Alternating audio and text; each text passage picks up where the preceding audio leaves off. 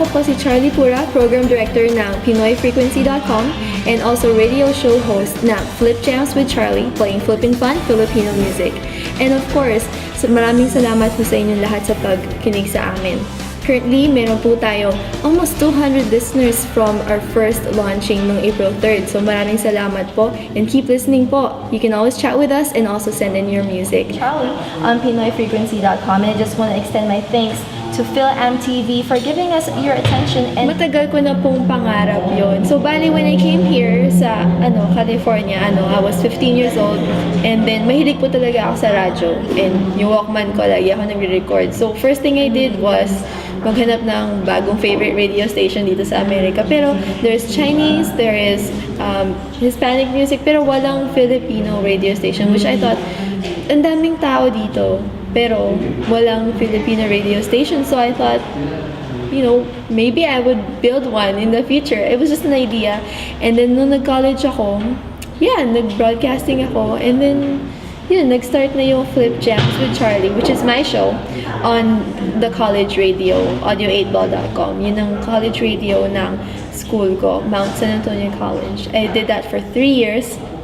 And then when I graduated, I can't do that anymore kasi hindi na ako student sa college radio. So I built Pinoy Frequency so I can continue doing Flip Jams with Charly. An example of an indie radio station which broadcasts indie talents, right? Yeah, so when did you start? Oh, okay. So Flip Jams with Charly, the show, started in 2008. That was on audio8ball.com. I was still a student, and that's how I started. The Pinoy Frequency ideas, it started when I was 15, but I started working on it last year, summer 2012, and then I talked to a lot of people, I talked to a lot of bands who would want their music on the air, just basically building my library until April 3rd when it started, our first launching on the air, doon po sa website namin, PinoyFrequency.com. So, yun po yung basic idea po ng station, to give exposure naman po sa mga Pinoy na mahilig sa music. It's a music station. Yes. That features the talents of the FilAm all over the globe. Mga indie bands po. Mga indie, yeah. Yes po. Those Filipino FilAm groups that can find their music to be aired in the mainstream media, so they have a place to air their really good music also as an alternative place in your radio. Yes po, yes po. Libre po, magsasubmit lang sila ng music, and ganoon na po. Basta make sure na magandang quality, walang bad words, yung mga talagang purely nice fun talaga. Yun ako yung point ng station para po mag-hangout, kasi you can also chat with us. So while we're on the air, you can chat with us as well.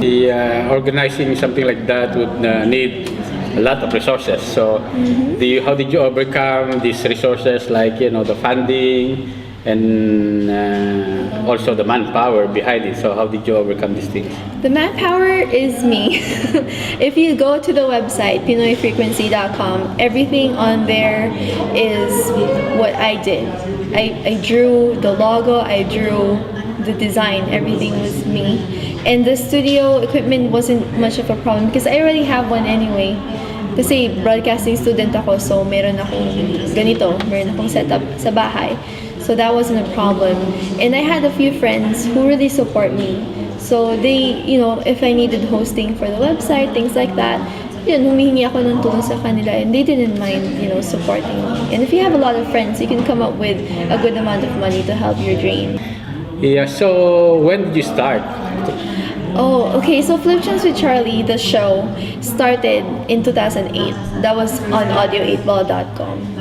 I was still a student, and that's how I started.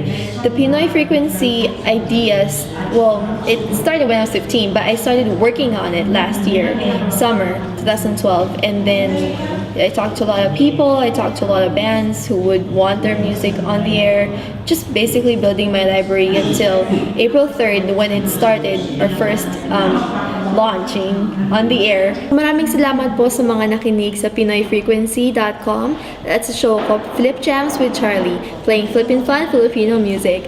And kung gusto niyo po mag-submit ng music nyo, mayroon po kayong magandang kanta, mag-email lang po kayo sa pinoyfrequency@gmail.com. And pag nakita ko yung message ninyo, re-replyan po kayo. Okay? So, kita-kits na lang po every Wednesday sa PinoyFrequency.com.